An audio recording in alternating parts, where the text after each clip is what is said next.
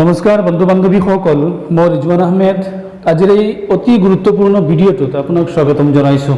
বন্ধু বান্ধৱীসকল, অসম পুলিচৰ যিমানকেইটা চাকৰি ওলাইছে ইয়াৰ ভিতৰত আছে constable male, female, sub inspector, junior assistant, upper division assistant, accountant, office peon, চকীদাৰ। এই পদসমূহৰ বাবে এডুকেশ্যনেল কোৱালিফিকেশ্যন কি লাগিব, যদি আপোনাৰ এডুকেশ্যনেল কোৱালিফিকেশ্যন আছে আপুনি এই পদটোৰ কাৰণে কেনেকৈ এপ্লাই কৰিব, এই সকলোখিনি এই ভিডিঅ'টোত মই আলোচনা কৰিম। আপোনালোকে শেষলৈকে চাই থাকিব। বন্ধু বান্ধৱীসকল, এইখন হৈছে আছাম পুলিচ ৰিকুৱাৰমেণ্টৰ নোটিছ। ইয়াত সম্পূৰ্ণ ডিটেইলছ দিয়া আছে। ইয়াত কি দিয়া আছে মই সম্পূৰ্ণ আপোনালোকক মই দেখাই দিম। ইয়াত প্ৰথমতে চাওক দিয়া আছে types of Assam police job. ইয়াত দিয়া আছে কনষ্টেবলৰ পোষ্ট, মেলৰ কাৰণে, ফিমেলৰ কাৰণে, সাব ইন্সপেক্টৰ আছে, junior assistant, upper division assistant, stenographer, guard, lower division assistant, branch assistant, office peon, চকীদাৰ, data entry operator, jail warden, copyist. এই পদসমূহৰ বাবে আপোনাৰ এজ লিমিট কি হ'ব লাগিব ইয়াত দিয়া আছে, আপোনালোকে চাব পাৰে।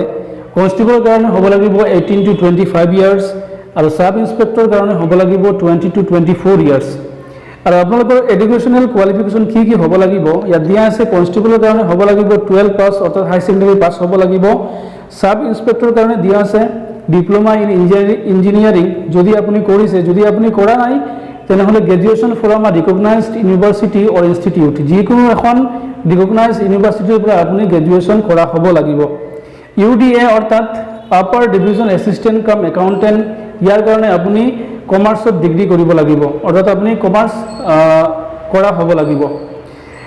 ইয়াত দিয়া আছে stenographer, guard, lower division assistant, branch assistant, typist, any degree from a recognised institute or board, যিকোনো এখন ইউনিভাৰ্চিটিৰ পৰা আপুনি গ্ৰেজুৱেশ্যন কমপ্লিট কৰা হ'ব লাগিব। তলত দিয়া আছে DEO, কপিষ্ট, HSLC পাছ হ'ব লাগিব। আৰু অফিচ পিয়নৰ কাৰণে হ'ব লাগিব আপুনি 8 পাছ আৰু চকীদাৰ হ'বৰ কাৰণে আপুনি 10 পাছ হ'ব লাগিব। ইয়াত চাব পাৰে, ইয়াত আৰু কিছুমান ক্ৰাইটেৰিয়া দিয়া আছে। আপোনাৰ যিমানকেইটা ইয়াত পোষ্ট দিয়া আছে, চাকৰিৰ পোষ্ট দিয়া আছে, এই চাকৰিৰ পোষ্টৰ কাৰণে আপুনি কেনেকৈ এক্সাম দিব ইয়াত সকলোখিনি দিয়া আছে। বৰ্তমান পেণ্ডেমিক ছিজন চলি আছে অসমত, আৰু অসম চৰকাৰৰ কথা হৈছে যে এবছৰৰ ভিতৰত 1 লাখ চাকৰি দিব। গতিকে এতিয়া তেওঁলোকে এক্সাম নাপাতিব পাৰে, পিছত পাতিব পাৰে। গতিকে ইয়াত দিয়া আছে, নটিছত আহিছে যে সাব ইন্সপেক্টৰ পোষ্টৰ কাৰণে আপুনি ৰিটেন টেষ্ট দিব লাগিব, PET দিব লাগিব, নতুবা PST দিব লাগিব। আপোনাৰ ডকুমেণ্টখিনি ভেৰিফিকেশ্যন হ'ব। প্ৰফিচিয়েঞ্চি ইন কম্পিউটাৰ্ছ, আপুনি কম্পিউটাৰ্ছ জনা শুনা হ'ব লাগিব। এক্সট্ৰা কাৰিকুলাৰ এক্টিভিটিজ অৰ ফাইনেল লিষ্টত আপোনাৰ মেৰিট লিষ্টত নাম আহিব যেতিয়া আপুনি সকলোখিনি কৰিব। তলত দিয়া আছে LTA, branch assistant, typist, DEO, copyist post, এইবিলাকৰ কাৰণে written test or practical test লোৱা হ'ব। তলত দিয়া আছে ফৰ অফিচ পিয়ন আৰু চকীদাৰ পোষ্টৰ কাৰণে আপুনি ফিজিকেল ফিটনেছ টেষ্ট দিব লাগিব আৰু B বা বয়েজ টেষ্ট, অৰ্থাৎ আমাৰ যিটো মৌখিক ইণ্টাৰভিউ হয়, এই মৌখিক ইণ্টাৰভিউ তেওঁলোকে আপোনাক ল'ব। এই পদসমূহৰ বাবে অৰ্থাৎ এই পোষ্টসমূহৰ বাবে আপোনাৰ উচ্চতা কিমানখিনি লাগিব ইয়াত দিয়া আছে। ফিজিকেল ষ্টেণ্ডাৰ্ড টেষ্ট ডিটেইলছখিনি ইয়াত মই আপোনালোকক দেখাই দিছোঁ। ইয়াত দিয়া আছে চাওক, জেনেৰেল OBC, MOBC, SC কেণ্ডিডেটৰ কাৰণে, মেল কেণ্ডিডেটৰ কাৰণে 162.56 চেণ্টিমিটাৰ হ'ব লাগিব তেওঁৰ উচ্চতা, আৰু ফিমেলৰ কাৰণে, মহিলাৰ কাৰণে হ'ব লাগিব 154.94 চেণ্টিমিটাৰ উচ্চতা হ'ব লাগিব। আৰু ST যিটো আছে, STত মেল কেণ্ডিডেটৰ কাৰণে হ'ব 160.2 চেণ্টিমিটাৰ উচ্চতা হ'ব লাগিব, আৰু ফিমেলৰ কাৰণে হ'ব 152.40 চেণ্টিমিটাৰ ফিমেলৰ কাৰণে হ'ব। পুৰুষ মানুহৰ চেষ্ট কিমানখিনি হ'ব, কিমান চেণ্টিমিটাৰ হ'ব।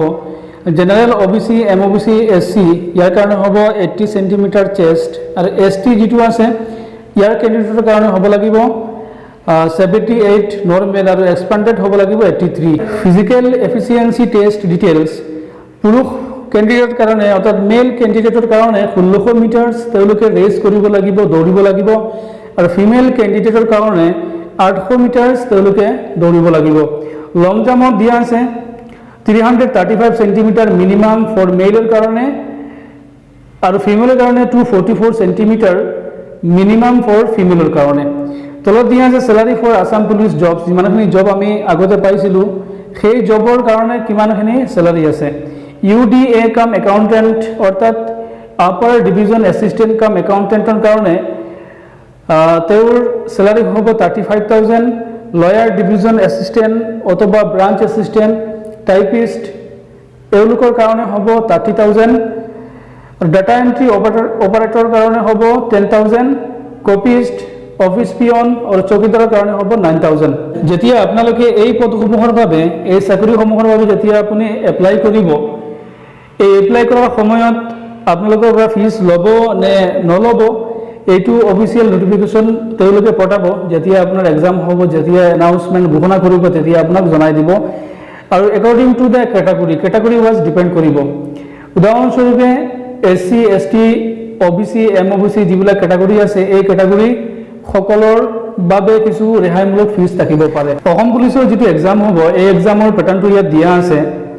আপোনাৰ ৰিটেন এক্সাম হ'ব আৰু সকলো ধৰণৰ ইয়াত কুৱেশ্যন থাকিব আৰু সব কুৱেশ্যন থাকিব অবজেক্টিভ টাইপৰ কুৱেশ্যন, 100 মাৰ্কৰ কুৱেশ্যন থাকিব।